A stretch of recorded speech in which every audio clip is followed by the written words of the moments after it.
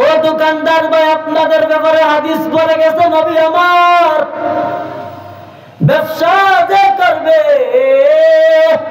যারা সত্য কথা বইলা ব্যবসা বাণিজ্য করবে, এরা নবীদের সাথে, সিদ্দিকদের সাথে, শহীদদের সাথে জান্নাতের মেহমান হয়ে যাইব। জোরে কন্যা সুবহানাল্লাহ। সকাল থেকে সন্ধ্যা পর্যন্ত কষ্ট করিয়া দোকানের মধ্যে বসা, নিজের টাকা খরচ কইরা আর মাল উঠায়া মানুষদের কত কথা শুনেন দোকানদার ভাইরা।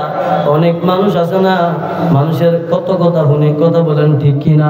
একটু চা দেরি হইলো কেন, রুটি দেরি হইলো কেন, মালটা মাপতে দেরি হইলো কেন, ফান্ডা দিতে দেরি হইলো কেন? এভাবে দেরি হওয়ার কারণে যেটার ঘরে ভাত নাই, ঘরে কোনো খাওয়ার নাই, এইটা দোকানে তুই টাঙ্গার করে কথা কয়, দোকানদার ভাইদের সাথে খারাপ ব্যবহার করে, আরে কত তুচ্ছ তাচ্ছিল্য করে।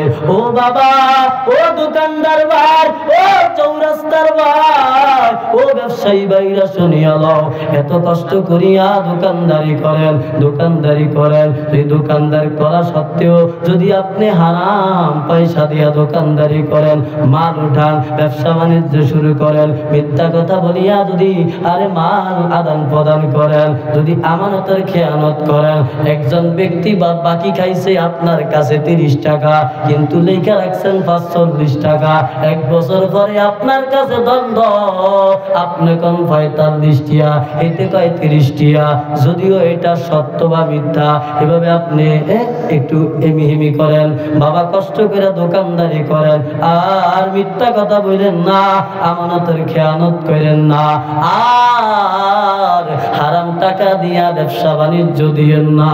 ওরে আমার বড় দোকান আছে, এলাকাবাসী দেখবে, জাতি দেখবে, সমাজ দেখবে, সুদের টাকা দিয়া ব্যবসা করছেন, লাভ নাই, লাভ নাই, লাভ নাই। অল্প টাকা দিয়া, হালাল টাকা দিয়া ব্যবসা করেন, তাহলে আপনার জন্য নবীজি বলছেন, যারা সত্যর সাই শহীদ, আমানতের শহীদ, সত্যবাদিতার শহীদ ব্যবসা করবে রে, এই ব্যক্তিরা নবীদের সাথে জান্নাতে থাকবে, সিদ্দিকিনদের সাথে জান্নাতে থাকবে, এবং শহীদদের সাথে জান্নাতে থাকবে। কন্যা সুবহানাল্লাহ।